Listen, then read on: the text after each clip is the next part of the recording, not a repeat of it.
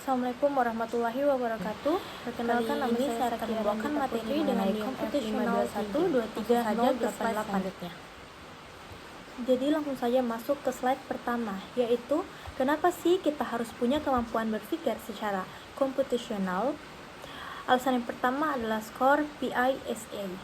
PISA merupakan singkatan dari Program for International Student Assessment, merupakan studi yang diselenggarakan oleh OECD atau Organization for Economic Cooperation and Development. Jadi, terdapat survei yang dilakukan secara internasional untuk mengetahui tingkat literasi dasar dari siswa usia 15 tahun. Indonesia pun ternyata ikut serta di dalam survei tersebut. Untuk hasilnya sendiri, pada tahun 2018 dapat dilihat bahwa kemampuan rata-rata anak-anak di Indonesia itu ada di bawah rata-rata dari negara-negara lain di ASEAN. Untuk rata-rata nilai di ASEAN itu ada di peringkat 413, sedangkan Indonesia ada di peringkat 371. Skor tersebut masih di bawah rata-rata. Akibatnya, keahlian dasar dari tenaga kerja di Indonesia itu sangat rendah. Kalau misalkan kita bandingkan keahlian tenaga kerja lulusan pendidikan tinggi universitas dan setara di Indonesia, itu setara dengan keahlian tenaga kerja lulusan SMA di bawah negara lain. Lihat contohnya di Denmark. Jadi, lulusan kuliah kita itu kemampuan dasarnya disamakan dengan lulusan SMA di Denmark. Jadi dari situ kita bisa lihat bahwa hal itu cukup ketinggalan ya, karena nilai PISA kita rendah. Jadi targetnya ke depannya tentu saja kita ingin agar nilai kita bisa tinggi sehingga keahlian dasar kita juga nantinya meningkat. Alasan yang kedua adalah Industri 4.0. Sekarang sudah melewati masa komputer dan otomasi. Sekarang kita sudah masuk di cyber physical system. Bahkan sekarang kita sudah masuk ke AI. Di mana-mana sekarang pasti ada AI. Jadi kalau misalnya kita tidak punya kemampuan berpikir secara computational yang baik, pasti kita akan ketinggalan oleh zaman. Alasan yang ketiga adalah kita juga sudah mempunyai yang namanya kurikulum merdeka. Jadi pemerintah kita juga sudah memasukkan komunitas computational ini masuk ke dalam kurikulum. Bahkan kalau teman-teman lihat di diagram ini, ada karakteristik kurikulum di setiap jenjang pendidikan di Indonesia, mulai dari PAUD sampai dengan SMK dan SLB. Lanjut ke slide ketiga, yaitu kita akan membahas mengenai apa itu computational thinking. Computational thinking adalah proses berpikir yang terjadi saat kita memformulasikan sebuah persoalan dan berstrategi untuk menentukan atau memilih solusi yang efektif, efisien, dan optimal. Definisi lain juga menyebutkan bahwa computational thinking adalah kemampuan untuk berpikir dengan memanfaatkan teknologi atau komputer sebagai alat bantunya. Jadi kalau kita menemukan sebuah masalah, setelah kita mencari akar dari permasalahannya apa, pada saat kita merumuskan solusi itu sudah dapat kita pikirkan apakah kira-kira kita butuh tools atau teknologi enggak untuk menyelesaikan ini. Baik, lanjut ke slide keempat, yaitu contoh dari computational thinking. Misalkan kita digigit nyamuk nih di rumah. Terus kan berikutnya, bagaimana cara kita untuk menghilangkan nyamuk ini? Solusinya itu macam-macam. Kalau misalnya cuma ada satu nyamuk, maka solusinya itu cukup ditepuk saja nyamuknya. Kalau nyamuknya banyak, itu bagaimana mungkin kita menepuknya satu-satu?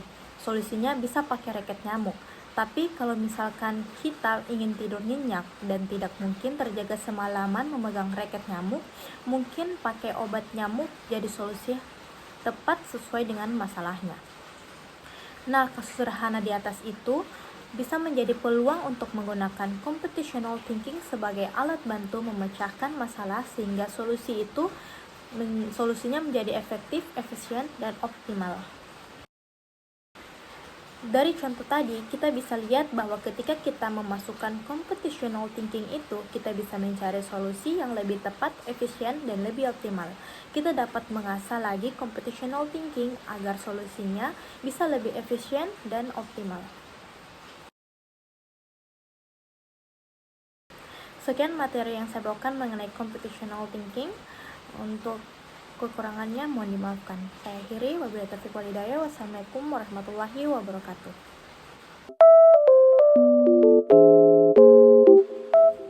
Pada materi kali ini, kita akan membahas mengenai AADP yang merupakan komponen-komponen utama penyusun computational thinking. Yang pertama ada decomposition atau dekomposisi.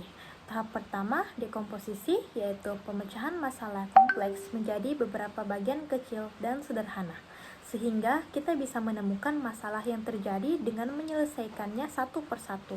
Fungsinya untuk memudahkan kita untuk menyelesaikan problem yang kecil, mempermudah debugging dan testing, membuat kolaborasi lebih efisien dalam bekerja tim, dan perancangan algoritma akan menjadi lebih detail. Yang kedua adalah pattern recognition atau pengenalan pola. Pengenalan pola akan membantu kita dalam memecahkan suatu masalah atau disebut dengan divide and conquer. Nah, pada tahap ini, kita dapat mencari pola atau persamaan tertentu dalam sebuah masalah. Yang ketiga adalah abstraction atau abstraksi. Beberapa hal yang dilakukan pada tahap abstraksi antara lain melihat permasalahan, melakukan generalisasi, dan melakukan identifikasi informasi. Dengan cara ini, kita dapat melihat informasi penting dan mengabaikan informasi yang kurang relevan.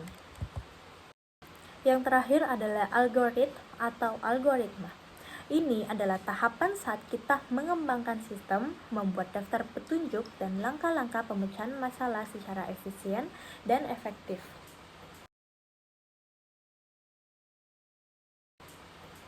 Sekian materi pengenalan saya mengenai AADP. Untuk kekurangannya mohon dimaafkan. Kali ini masuk ke video ketiga, yaitu mengenai latihan computational thinking berupa game Simon Says. Lanjut ke slide selanjutnya.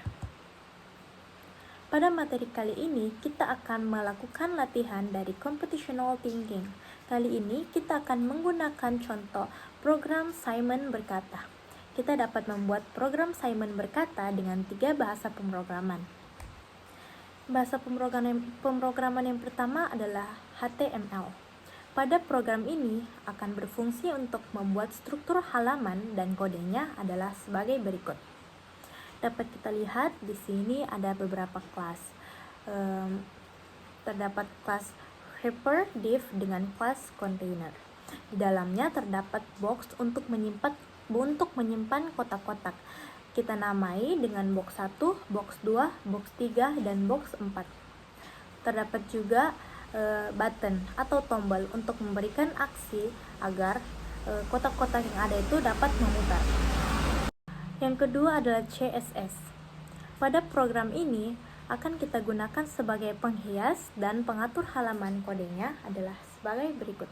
Dapat kita lihat di situ ada beberapa kode, ada kode yang pertama, kode kedua, ketiga, dan keempat.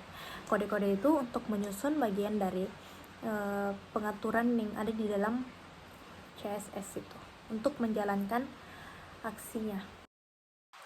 Baik, lanjut ke JavaScript. Berfungsi untuk memberikan interaktivitas, yaitu mengenai interaksi antar komponen dalam program.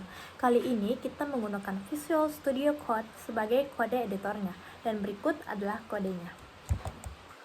Jadi nanti kita akan cari elemen yang namanya tombol atau button. Jadi kita akan cari elemen yang kelasnya container. Kita akan bikin sebuah variabel dan terakhir kita akan beri sebuah event.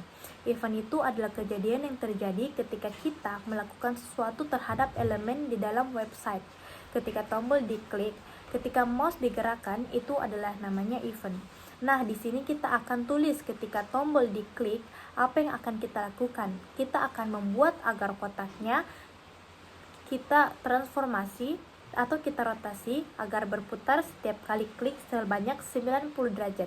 Jadi pasti klik sekali posisinya.